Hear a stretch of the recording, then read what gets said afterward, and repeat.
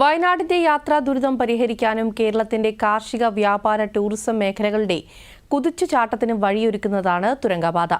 വിവരങ്ങളുമായി അരുൺ വിൻസെന്റ് ചേരുന്നുണ്ട്. അരുൺ, കഴിഞ്ഞ സെപ്റ്റംബറിലാണ് പ്രവൃത്തി ടെൻഡറായത്. എന്തൊക്കെയാണ് പദ്ധതിയുമായി പെട്ട പുതിയ വിവരങ്ങൾ?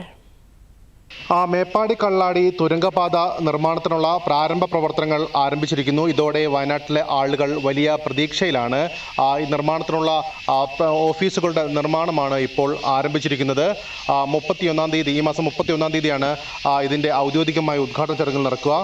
വയനാട്ടുകാരെ സംബന്ധിച്ച് നമുക്കറിയാം, മേപ്പാടിക്കാരെ സംബന്ധിച്ച് പ്രത്യേകിച്ച് വലിയൊരു ദുരന്തത്തിന് ശേഷം അവർ അതിജീവനത്തിൻ്റെ പാതയിലാണ്. ഇതിനിടയിലാണ് ഈ തുരങ്കപാത മേപ്പാടിയിലേക്ക് എത്തുന്നത്.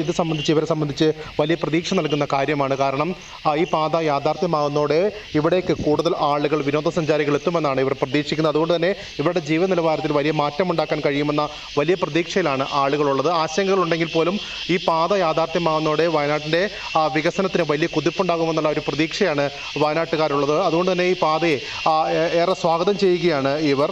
എന്തായാലും അതിനുപരിയായി തന്നെ ചുരത്തിലെ ഗതാഗതക്കുരുക്കുകൾ പലപ്പോഴും വയനാട്ടുകാരെ സംബന്ധിച്ച് വലിയ ആശങ്കകൾ നിലനിൽക്കുന്നതാണ്. മണിക്കൂറുകളധികം നേരം പലപ്പോഴും ചുരത്തിൽ ഗതാഗത തടസ്സമുണ്ടാകുന്ന ഒരു സാഹചര്യമുണ്ട്. ഇതിനൊക്കെ പരിഹാരമാകുന്നു എന്നുള്ളതാണ് ആളുകളെ സംബന്ധിച്ച് വലിയ പ്രതീക്ഷ നൽകുന്നത്. ഒപ്പം കേന്ദ്ര വനം പരിസ്ഥിതി മന്ത്രാലയത്തിന് അനുമതി ലഭിച്ചതോടെയാണ് ഈ തുരങ്കപാതയുമായി ഇപ്പോൾ മുന്നോട്ട് പോകുന്നത്. എന്തായാലും ഈ പാതയുടെ ഉദ്ഘാടനവുമായി ബന്ധപ്പെട്ടുകൊണ്ട് 31 നടക്കുന്ന ചടങ്ങുകൾ വലിയ ആഘോഷമാക്കാനുള്ള ഒരു തയ്യാറെടുപ്പിൽ തന്നെയാണ് ഉള്ളത്. ഇതിന്റെ ഭാഗമായി തന്നെ സംഘാടക സമിതി രൂപീകരിച്ചു. ഈ ഉദ്ഘാടന വേളയിലേക്ക്, മുഖ്യമന്ത്രി ഉദ്ഘാടന വേളയിലേക്ക് വയനാട്ടിൽ ഏകദേശം 500-ലധികം ആളുകളാണ് പങ്കെടുക്കുക. എന്തായാലും വയനാടിനെ സംബന്ധിച്ച് വലിയ പ്രതീക്ഷ നൽകിയാണ് ഈ തുരങ്കപാത. ശരി അരുൺ, വ്യക്തമാണ്.